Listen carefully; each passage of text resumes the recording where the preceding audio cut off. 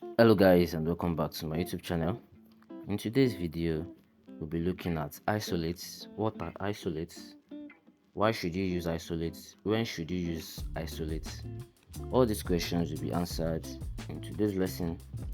And if you are new to the channel, kindly subscribe. Also like this video.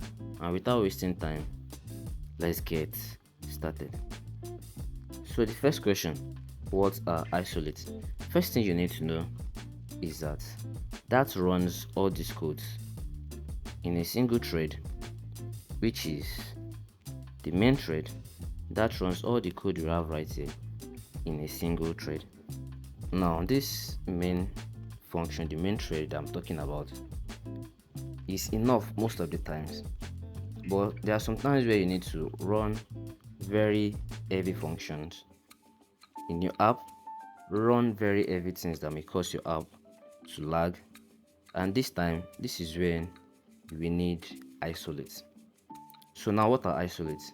Isolates are just like another thread different from the main thread.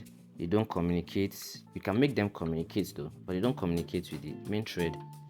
They don't share memory with the main thread. And using isolates, you actually separate the function you are running in the isolate from the main code you have in your app. We'll see all this in action now. So without wasting time, let's start to write the code. So first thing is I'll create a very heavy function. I'll create the Fibonacci, so which will return an integer. So you take an integer as data, Fibonacci, if the number we are putting there is less than or equals to 1, it should return n, which is the number. If not, it should just run this Fibonacci code right here. So it's just like a loop to keep checking if the number is equals to 1. If it's not, it will keep running, it will keep running, it will keep running, and adding the answers we get until it gets to 1, and then it will stop. Now as you can see, or if you can't see, but we should know that this is a very heavy function, and I'll also be adding a GIF, an image, so that it will show how the app behaves when we have this heavy function.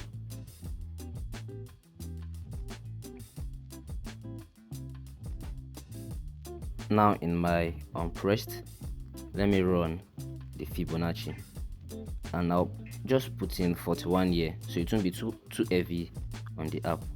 When I press the button,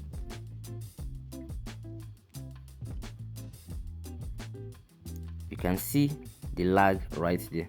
When I press the button, you can see the lag right here. Now let me print out the result we get from the Fibonacci so you see how big the number actually is. Press the button, you see the lag, and then you see when the result was being returned. Now you may be wondering, okay, why did we not use a sync and await function? Let's try to use a sync and await. I'll wait right here. Press the button again. It still keeps on lagging because async and await won't actually work here. We need it to run on a separate thread of its own, and this is where isolates come in. Now let's learn how to write our own isolates. First thing you should know is that when you want to write an isolate, the code you want to use should not be in any state, should be independent, should not be under any of these widgets here. So I'll copy the Fibonacci and paste it outside the widget right here. Now there are two different types. There are two ways you can write your isolates. We have isolate.run and isolate.spawn. Isolate.run is used when you just need to run a simple task, not simple but just simple, not very complex, and really don't actually need to return data to the main thread. You don't need to pass data back and forth multiple times to the main thread. Okay, we'll be using isolate.run first, and we'll see how to use the second one, which is called isolate.spawn2. So here we have Fibonacci isolate final result equals to isolate.run, and we'll run our Fibonacci right here. So let's print the result we get from the Fibonacci.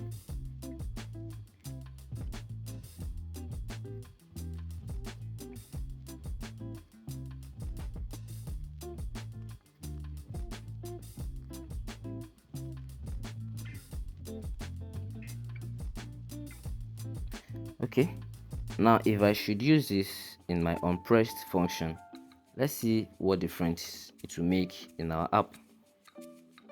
After loading, if I press it, we don't see any lag, but in this call stack right here, I'll press the button again so we'll see.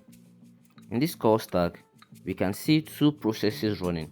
One is from the main thread, and the second process is from the new isolate we just created. So you can see it actually created a new thread which is not communicating with the main one that we are using, and this actually reduced or stopped the lag in our app. So this is how to use the first type of isolate. The second one is the isolate.spawn, and now let's try to write the code. So it's almost the same code we are using here, but the difference is with isolate.spawn, you actually need a port to communicate between the isolate and the main function and the main thread. So we have send ports right here in this our isolate, now isolate function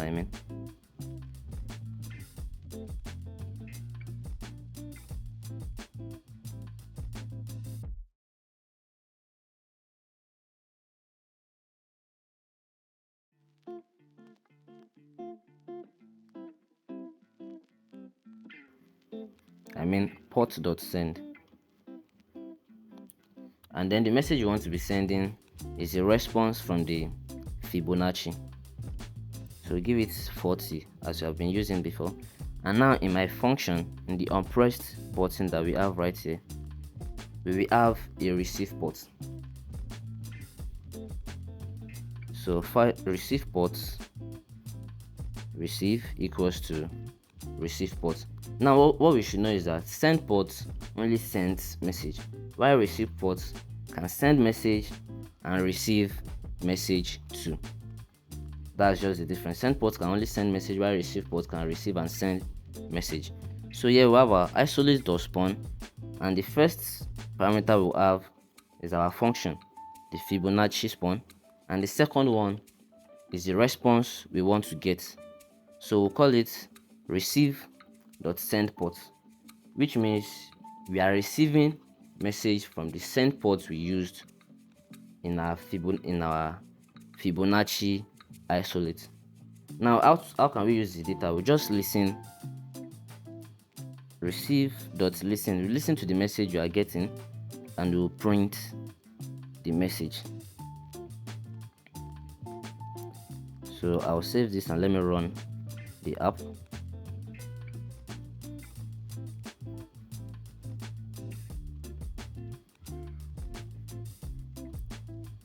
So if I run this, you can see in our call stack we have 3 different threads. We have 2 isolates and 1 main thread, and you can see running this is not even causing our app to lag at all. And this is a very useful thing if you want your app to be smooth, if you want your app to run very good.